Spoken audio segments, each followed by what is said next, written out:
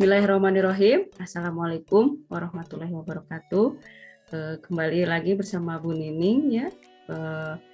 Pada kesempatan kali ini kita akan berdiskusi mengenai materi kita, yaitu analisis SWOT ya, tentunya di pelajaran perencanaan bisnis. Nah, peluang bisnis merupakan suatu kesempatan bagi semua orang untuk memulai usaha ya atau bisnis. Oke. Nah, dalam memulai suatu bisnis, semua aspek perlu dipersiapkan dengan baik ya, tidak hanya sebatas pada persiapan finansial berupa modal. Nah, mulai dari penemuan ide bisnis, kemudian hingga pelaksanaan, ya kan? Nah, perlu dilakukan suatu analisis agar suatu usaha tersebut dapat bertahan dan berkembang. Oke. Nah, salah satu cara untuk mengetahui ide bisnis layak dijalankan atau tidak ya, yaitu dengan menggunakan analisis SWOT ya. Nah, apakah analisis SWOT itu kemudian seberapa besar pengaruhnya terhadap perkembangan suatu bisnis? Nah, mari kita pelajari materi ini, dan telah hadir di tengah-tengah kita narasumber kita ya. Langsung saja kita panggil ya. Ini merupakan entrepreneur. Langsung saja ya kita panggil ya, Miss NS. Oke. Assalamualaikum Miss NS. Apakah mendengar suara saya? Waalaikumsalam warahmatullahi wabarakatuh. Alhamdulillah terdengar ya Bu Nining. Terima kasih atas kesempatannya. Baik, pada kesempatan kali ini mungkin saya perkenalkan diri dulu ya. Nama saya adalah Miss NS. Kebetulan pada kesempatan ini saya menggeluti bidang bisnis, terutama fashion di bidang batik ya, seperti contoh yang saya gunakan ini. Dan saya akan berbagi sedikit mengenai analisis SWOT ya, tentunya sesuai dengan pengalaman dari bisnis yang saya jalani.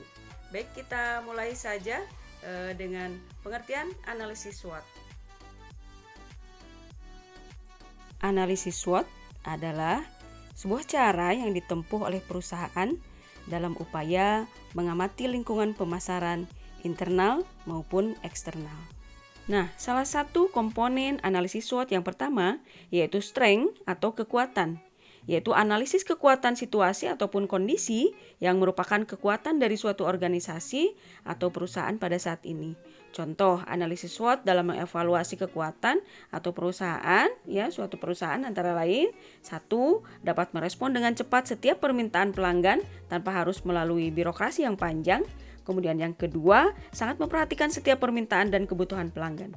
Yang ketiga, sangat fleksibel dalam menanggapi setiap kasus dan permintaan pelanggan. Yang selanjutnya itu memiliki reputasi yang baik pada pasar. Yang berikutnya yaitu produk yang dihasilkan mudah dijangkau oleh pelanggan. Yang kedua yaitu weakness atau kelemahan.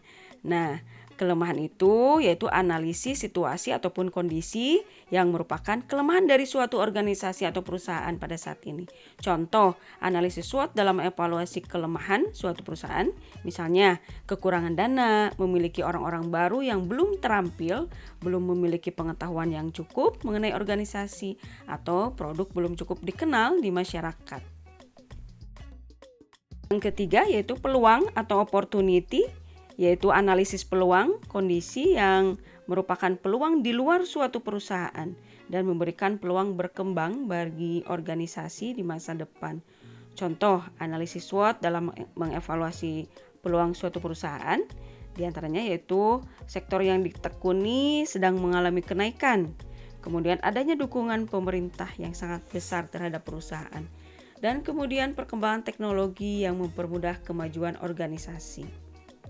Yang keempat yaitu threat atau ancaman ya, contohnya masuknya pesaing, lambannya pertumbuhan pasar, kemudian perkembangan perubahan teknologi yang belum dikuasai, kemudian adanya isu negatif mengenai organisasi. Ya, baik, mungkin itu yang bisa saya sampaikan Bu Nining, semoga bermanfaat. Wassalamualaikum warahmatullahi wabarakatuh. Waalaikumsalam warahmatullahi wabarakatuh. Luar biasa sekali penjelasannya. Terima kasih Miss NS. Sampai ketemu lagi. Ya, semoga apa yang disampaikan bermanfaat. Wassalamualaikum warahmatullahi wabarakatuh.